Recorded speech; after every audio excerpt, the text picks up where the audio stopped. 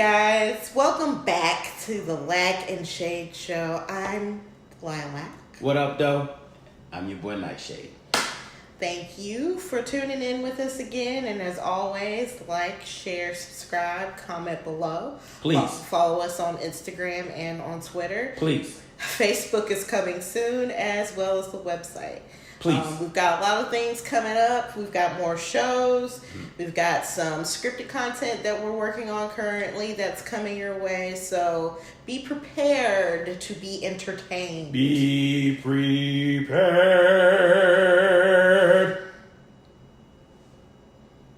No. Now, if Nightshade is done, we're going to start off, as always, with our Black Spotlight.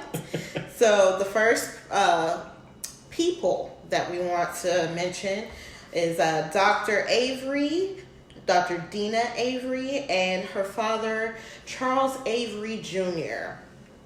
Dr. Avery is a professor at the University of Alabama at Birmingham in the School of Health Professions. Mr. Avery is a Purple Heart veteran of the Vietnam War. Dr. Avery, along with her father and grandfather, wrote a book called Jumping the Train, which chronicles the history of their family from slavery to modern day life, which is incredible. I don't know of many families that could trace their roots all the way back past slavery, through slavery, and on to the modern times. So that in itself is incredible. I had the opportunity to see Dr. Avery and Mr. Avery speak at UAB, and they talked about all of their experiences.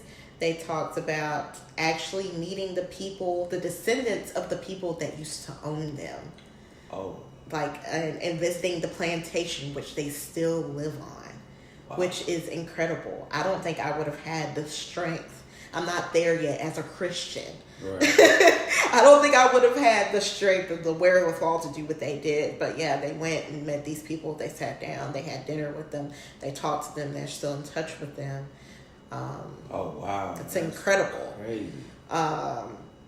Yeah. That's intense. So I'm assuming the stories were pretty emotional. I'm sure they were. They had to be because, like I said, I don't know if I personally could have walked on that plantation and looked those people in the face and been like, yes, your descendants used to own my descendants. Right. Without some sort of anger being expressed. Needless to say, when she was telling the story, I was like, girl, could be me. But so I mean, the fact that they were able to go there and become amicable with that family is a testament to their strength and their kindness and their willingness to forgive. Again, I'm not there yet as a Christian. Yeah, well, God is working on me. But anyway, so I want to talk about Mr. Avery as well. Mr. Avery was actually the leader of the Children's March during the Civil Rights Movement in Birmingham, and he was arrested along with all of the kids that marched with him. The girls and the boys were separated and put into different jails. He talked about what it was like being in prison, and they pretty much had them packed in there like sardines. And Dick Gregory was in the prison with them. I remember you telling me about this. Yeah, did he get out when he beat that Dick Gregory? Yeah. So they took Dick Gregory out, I guess, because he was famous, and obviously he wasn't from the South. They said you could tell by his clothes, because he said all of his clothes, his jackets and his pants and everything had zippers on them. So they took him out, beat him, and then brought him back. But then he did a comedy show for everybody in there to lift their spirits, and that was an incredible story.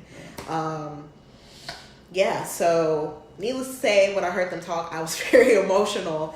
They just had incredible stories, and there's more of this in their book. So again, their book is called Jumping the Train. It's on Amazon. Go out, buy the book. I am going to buy the book and read it because I want to know all the stories that they have to tell. hopefully we can get them on the show to do an interview with them. I would love to do that. So we'll see if we can get that in the works for you guys. They do go on talking tours all across the country. They've gone, into schools. They've gone to universities. They've even gone into communities where she said specifically that people didn't believe that what happened in Birmingham happened. And she said by the end of it, they were all in tears. So they're out here doing God's work. What do you think? We just make it up or something? Like, I don't... Okay. I'm pretty sure it's the same people that think the Holocaust didn't happen. So I'm still okay. that's a whole nother issue. I guess we make up history nowadays. But yeah, they go on talking tours all the time. Dr. Avery, they're both very sweet people. I spoke with them after the talk they gave at UAB. Mm-hmm. She was very nice. He was very nice. I had to go up to him and give him a hug and shake his hand and just thank him for what he did. Because that, you think, you do that march and that's just the end of it. But that actual, him being arrested affected his whole life. Mm-hmm. He went into the military. He wasn't allowed to move up because of the arrests on his record. He wasn't allowed to to make more money. It was hard for him he didn't graduate high school. His principal wouldn't allow him to graduate because of what happened. So I think he just got his diploma. That caused some issues.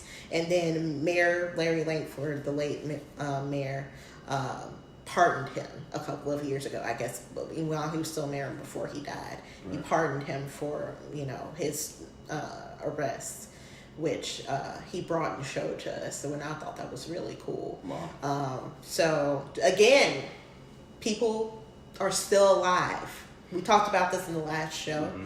People that were affected by, what happened in the, post-slavery, everything that happened, those people are still alive and telling their stories. I just want to reiterate that. But we just want to lift Dr. Avery and her father, Mr. Charles Avery Jr., and tell them that we love them and we appreciate what they're doing. Absolutely. I guess I'm up. So the next person we're going to spotlight is Dr. Hadiyah Nicole-Green. If you're not familiar with her, she's a physicist. I can't talk today. What is going on? I don't know. She's a physicist. I've been following Dr. Green since 2016. I became very interested in her and her work because she has come up with a treatment that basically uses lasers, nanoparticles, to combat cancer. Anybody that knows me know that cancer is something that has ravaged my family. It took my uncle and it took my granny.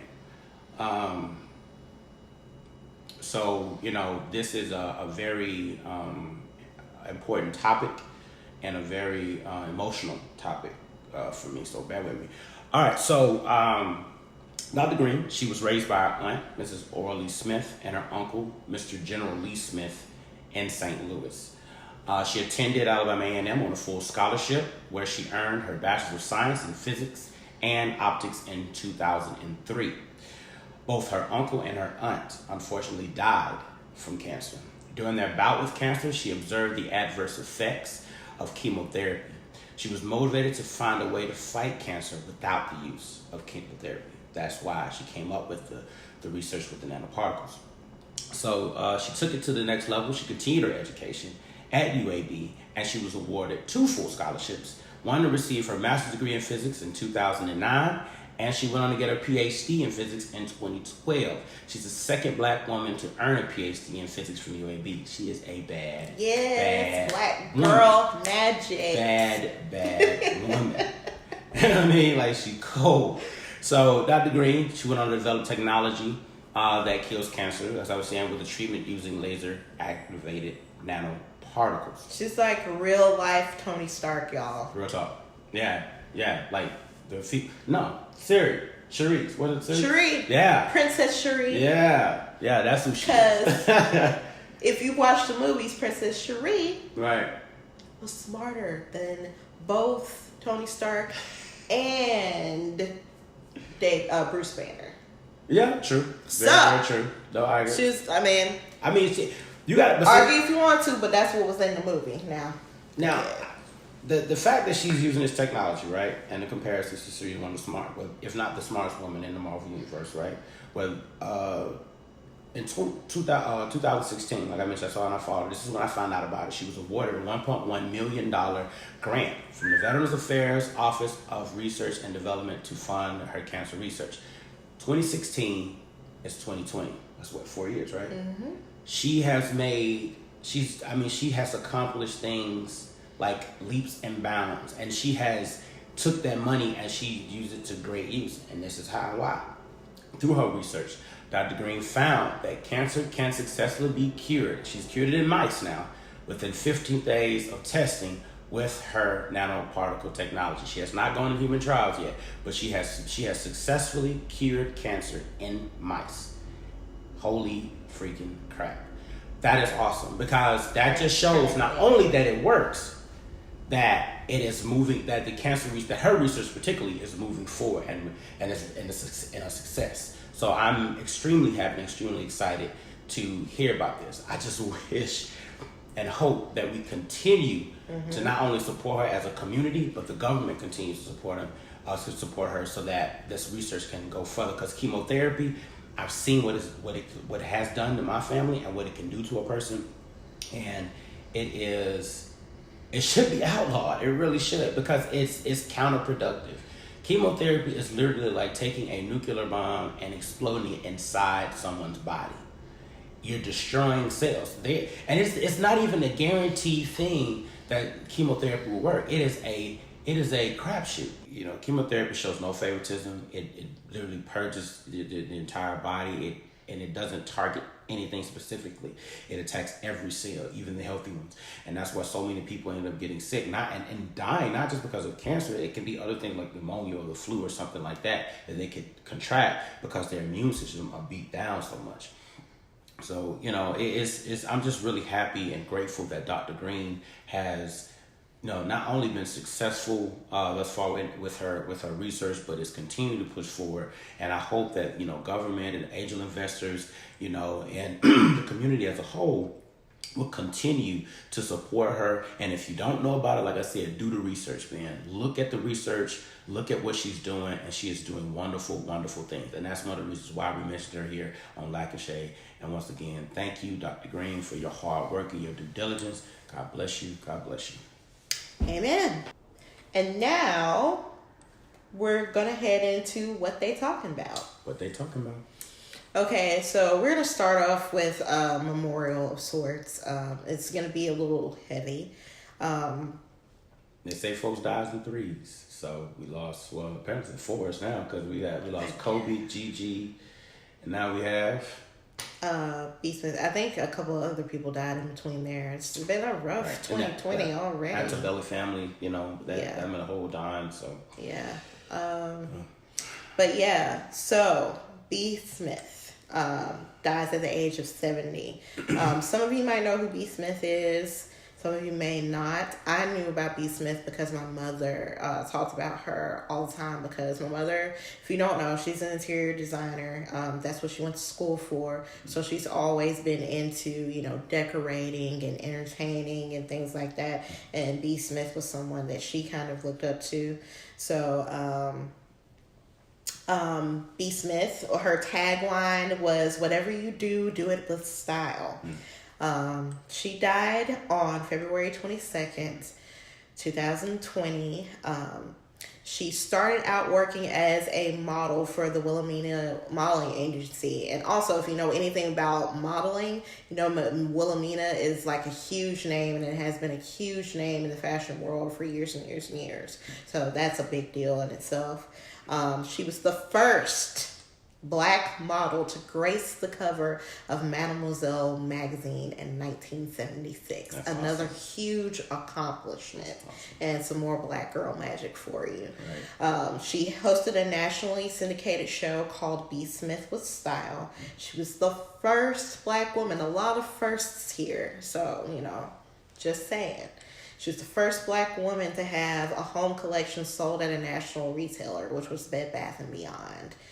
She opened her first restaurant in 1986, and she broke 3 entertainment and cookbooks. So this woman is She's been working. beautiful. Not only was she a beautiful and talented woman, she was extremely accomplished.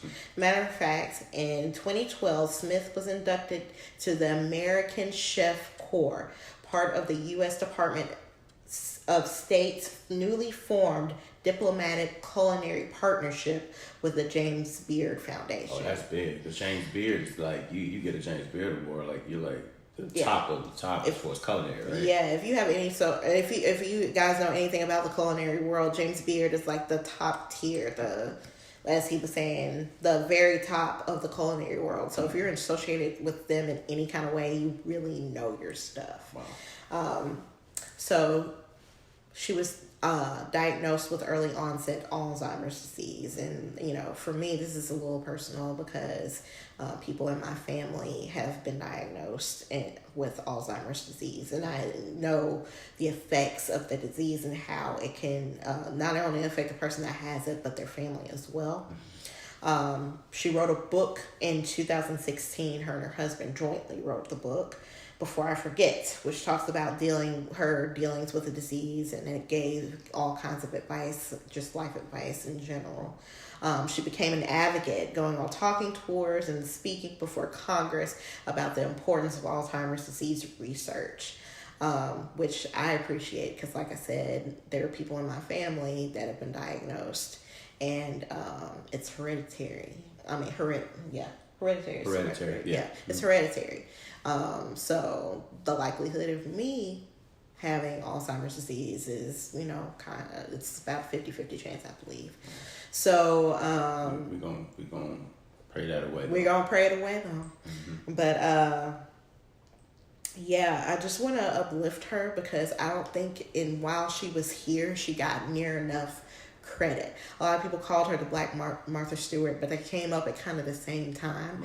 Right. Martha Stewart, has gone on to do great things, and shout out to her because I love Martha Stewart. B. Smith was also on the same lines as far as decorating and entertaining and cooking and everything. She, B. Smith was just as, if not better than Martha Stewart when it came to things like that, and she didn't get the credit that she deserved.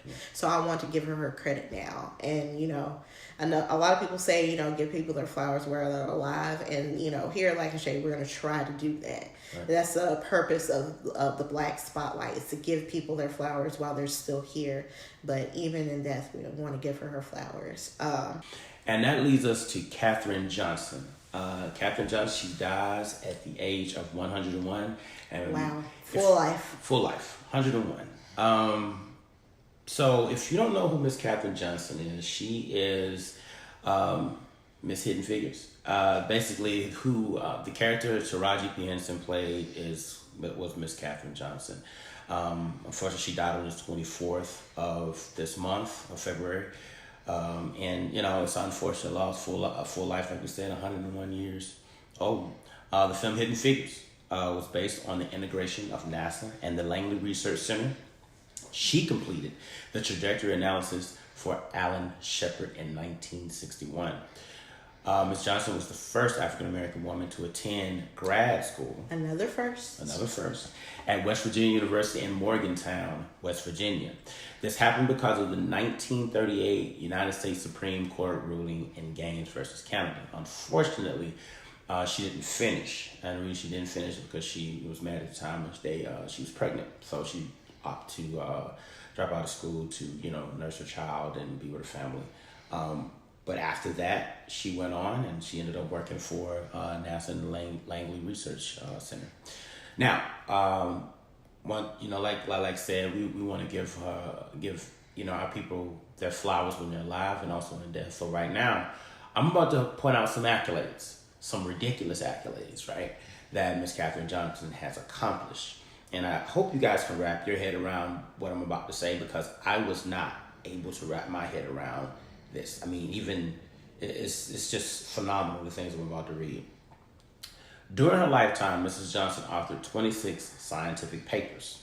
In 1962, John Glenn asked Mrs. Johnson to double-check the trajectory analysis of his mission to orbit the Earth. Okay, let's stop there for a second. She went through all the other mathematicians, right, that were supposed to be top-notch, it's a man's world and all this other jazz, right? But John Glenn himself said, I'm not going to go up in that ship unless she checks the analysis, checks the math, and make sure that it is right. She checked it. He made it. Okay, so obviously that mission was a success. That shows you how vital she was to the operations the space operations that occurred and happened in the 60s.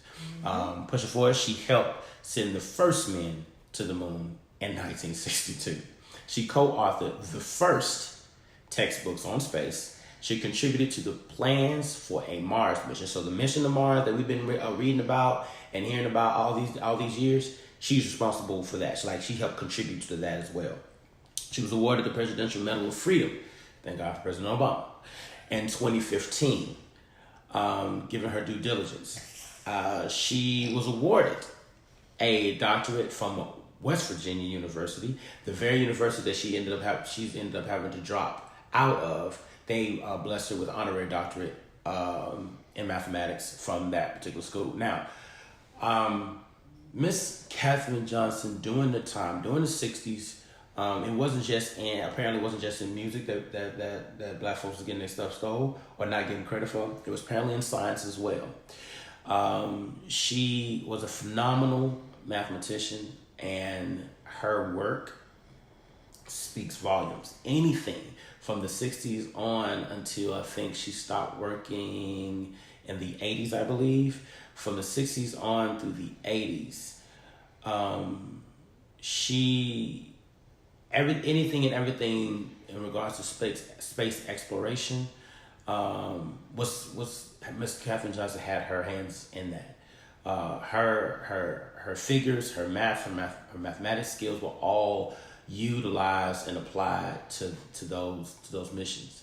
And I think it's just a phenomenal and wonderful thing to know that, a black woman was responsible for so much history and so much revolutionary work that was done. Because in the 60s during that time, it was the U.S. and Russia going back and forth with space exploration, and it was just, not only did she have the responsibility and the pressures of making sure that she was good at her job, she had to deal with the discrimination of not only being black but also being a woman.